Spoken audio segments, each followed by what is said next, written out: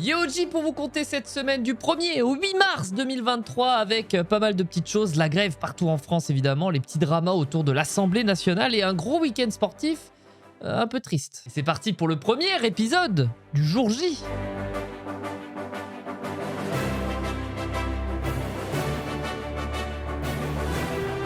La manif du 7 mars avec les 3,5 millions de personnes atteintes selon la CGT, 1,28 million selon la police. À Paris, on arrive carrément à 700 000 manifestants pour la CGT et seulement 80 000 pour la préfecture de police. Et si on en croit ce graphique France Bleu, on est sur le plus grand écart jamais enregistré depuis le début du conflit. Et sans doute l'un des plus grands de ces dernières années. Alors à qui sert une telle ambiguïté au niveau des chiffres, on ne sait pas. Ce qui est sûr, c'est que l'écart entre les gens qui nous dirigent et les gens qui manifestent leur mécontentement doit suivre à peu près le même chemin. Dans tous les cas, ça reste bien plus que toutes les dernières manifestations qu'on ait eues et tous les corps de métier semblent investis. 40% d'enseignants, 39% du côté de la SNCF, particulièrement touchés par cette réforme, 47% du côté d'EDF, c'est tous les principaux secteurs d'activité du pays qui sont à l'arrêt. On utilise même les réseaux sociaux avec le Blocus Challenge proposé par Louis Boyard. Ah, celui qui fera la plus haute pyramide de poubelles devant le portail. Ah, ça me ramène à mes années d'interne. On était en première ligne à 5 h du matin à défendre le lycée des envahisseurs et à prendre toutes sortes de menaces de la part des surveillants. Ah, bah c'était le bon vieux temps et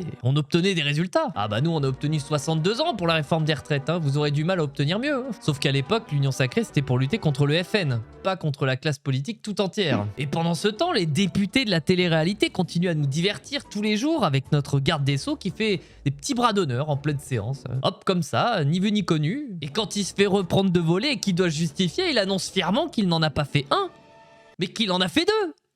Ah oui. Alors personne comprend rien dans la salle, tout le monde s'offusque. Et si ça semble incroyable comme situation, en fait c'est assez habituel. Pour l'histoire, je vous invite à suivre les streams de Jean Bassier sur Twitch qui réacte l'Assemblée nationale. C'est un beau bordel, sous le coup du débat. Sans parler du sexisme ordinaire et d'autres remarques racistes en tout genre, bien sûr. Moi, ça me rappelle évidemment le doigt d'honneur d'Henri Emmanuelli en 2011, bien sûr. On change la bouteille, mais pas la recette. Et transition incroyable pour parler du feuilleton un peu répétitif du PSG en Ligue des Champions. Nouvelle défaite pour le PSG de Mbappé qui plonge un peu plus le club dans le doute. Le souci de cette série, c'est que il n'y a pas trop de suspense pour ce qui va suivre, quoi. Le PSG va remporter le championnat. Mbappé va partir au Real, puis revenir, puis repartir. On va s'inquiéter de la forme physique de Neymar après l'avoir vu danser la chenille torse nu. Ils vont recruter un joueur de 35 ans hors de prix. Il se blessera pendant sa préparation. Retour de Thomas Tuchel qui va annoncer de grands changements. Premier match poussif du PSG, mais on va mettre ça sous le coup des changements, etc., etc. Et vous connaissez la suite, vous le savez. Et c'était vraiment pas une bonne semaine sportivement pour les Français puisque Cyril Gane a perdu son combat, l'opposant à John Jones en quelques secondes, essuyant une deuxième défaite en 3 matchs. Bon, on va éviter de parler des Français en Formule 1. Beaucoup de travail à la Fédé de la loose en tout cas, voilà.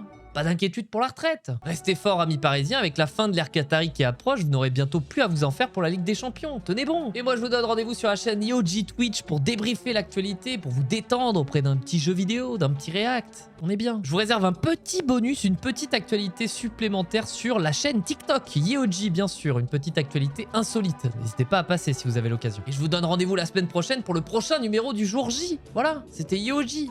À la semaine prochaine.